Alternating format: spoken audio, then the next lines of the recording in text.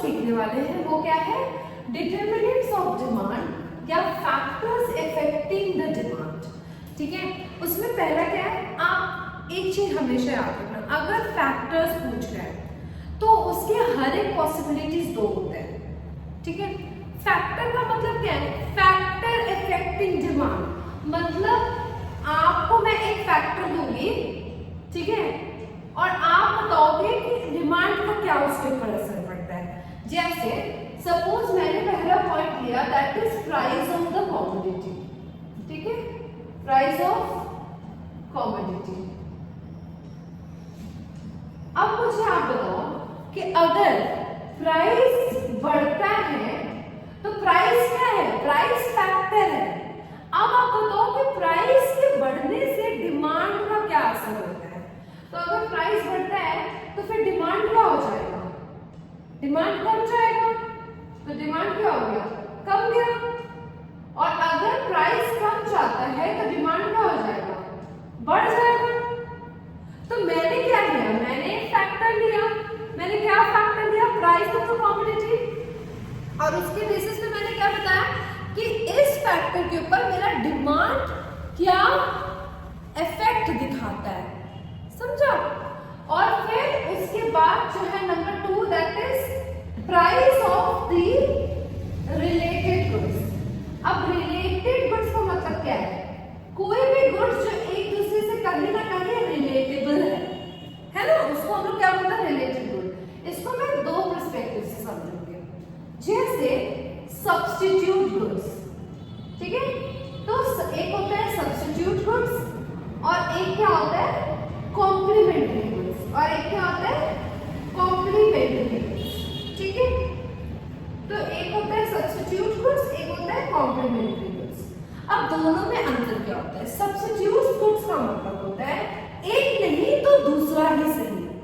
तो मतलब अगर मेरे पास एक कमोडिटी नहीं है तो मैं दूसरी कमोडिटी को परचेस कर दे रही हूँ। ठीक है, मैं दूसरी कमोडिटी को डिमांड कर देती हूँ। जैसे मुझे चाय पीने का बहुत मन था, मुझे चाय नहीं मिला, कोई बात नहीं, मैं कॉफी से काम चला लूंगी। ठीक है, चलो कॉफी भी नहीं मिला, मैं किसी तीसरी चीज से काम चला लूंगी। तो सब्स्टिट्यूट का मतलब नहीं है, सब्स्टिट्यूट का मतलब क्या है, एक नहीं है मेरे पास तो कोई नहीं, मैं दूसरे से काम चला लूंगा या चला लूंगी, जो भी है। उसके बाद कॉम्प्लीमेंट्री गुड्स। कॉम्प्लीमेंट्री गुड्स मतलब क्या है, अगर एक है तो दूसरा चाहिए।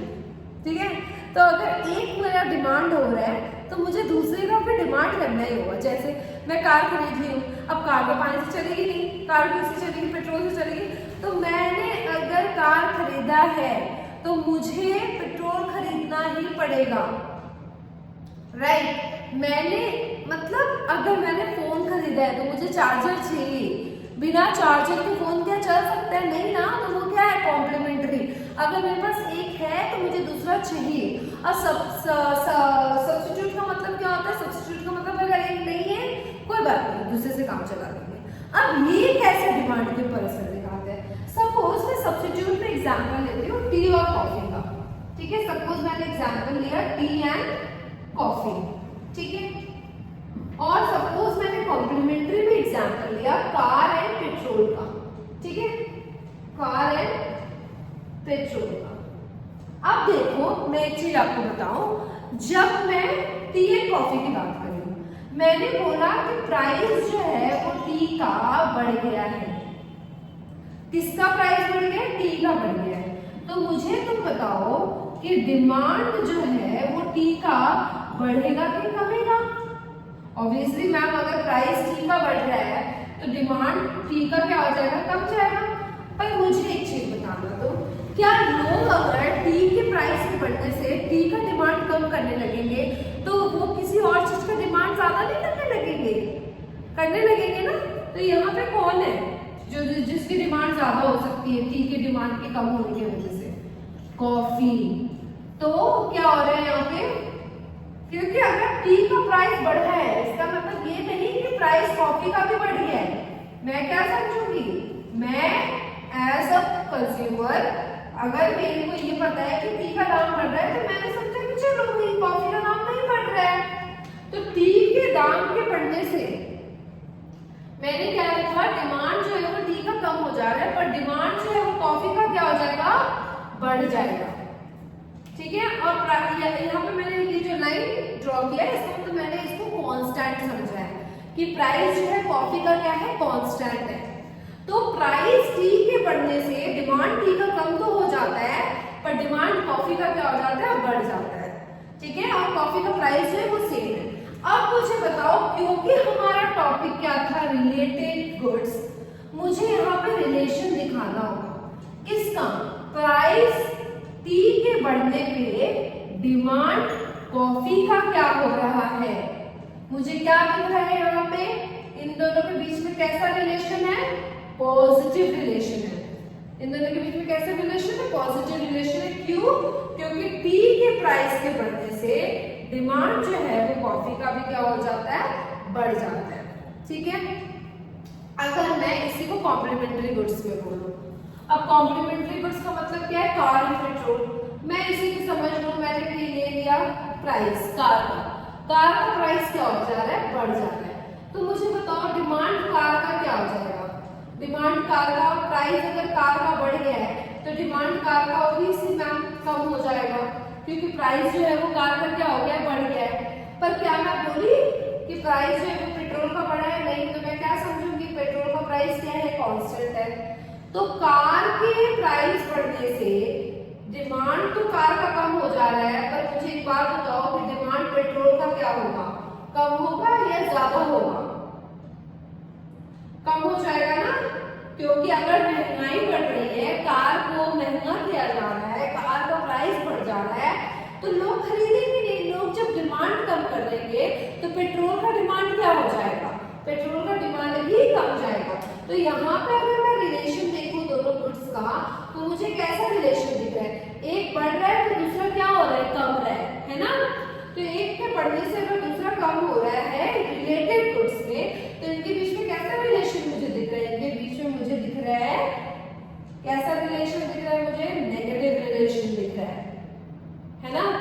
अभी मुझे बताओ कि एक चीज याद रखो तुम लोग हमेशा के लिए, ठीक है, इकोनॉमिक्स हो या रियल लाइफ, अगर किसी भी चीज में पॉजिटिव रिलेशन हो तो वो क्या होगा, उसका कर्व कैसा होगा, उसका स्लोप कैसा होगा, हमेशा पॉजिटिव। अगर मैं और तुम्हारे, मेरे और तुम्हारा बहुत अच्छा सब कुछ, अगर मैं अच्छे से वीडियोस बना रही हूँ तो मेरे वीडियोस को देखते हो, तो इसका मतलब क्या है, हम लोगों के बीच में बहुत पॉजिटिव रिलेशन है।